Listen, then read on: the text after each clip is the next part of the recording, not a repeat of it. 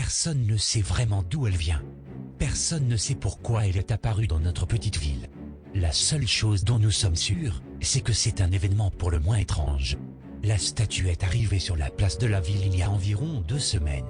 Elle se trouve au milieu d'une parcelle d'herbe décorée de quelques bancs de parc, créant un cul-de-sac vers la mairie, le poste de police et le palais de justice de la ville.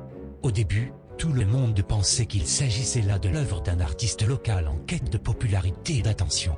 Le seul présent dans la ville a nié ces suppositions, il n'a pas fait la moindre histoire lorsqu'une équipe de la décharge municipale a embarqué la sculpture.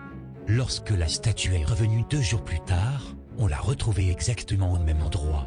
Les habitants ont pensé que c'était peut-être une blague douteuse de jeunes de la ville voisine.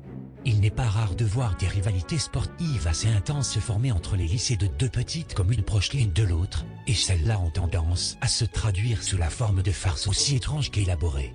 Cependant, personne de ce village n'a revendiqué la responsabilité du phénomène, et la statue a de nouveau été retirée. Le lendemain, la sculpture est mystérieusement réapparue. J'ai estimé qu'il était temps pour moi d'aller y jeter un œil. Il y avait une foule conséquente autour de l'idole de près de 2,5 mètres de haut.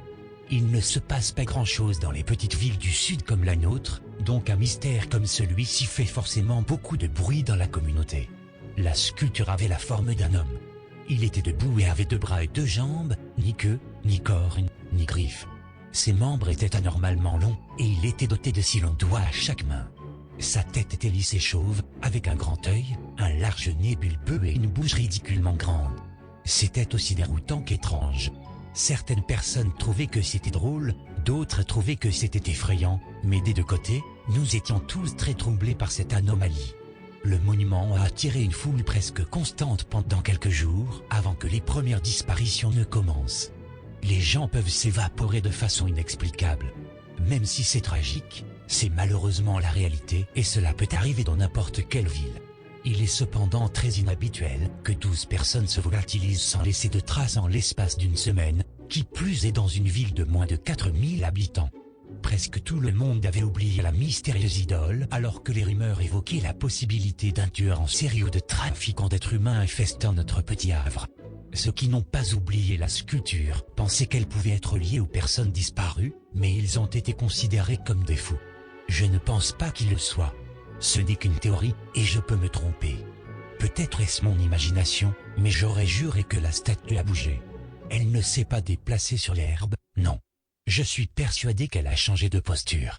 Je suis allé la voir presque tous les jours, et je peux vous garantir que sa bouche était bien fermée et que ses bras étaient bien droits le long du corps. Je parierais toutes mes économies que, lorsque cette chose est apparue pour la première fois, sa tête n'était pas légèrement inclinée vers la gauche, comme on peut l'observer maintenant. Je pense que personne d'autre n'a remarqué ces changements. Je ne pense pas que les gens aient fini de disparaître. Et je ne pense pas que cette statue en soit vraiment une.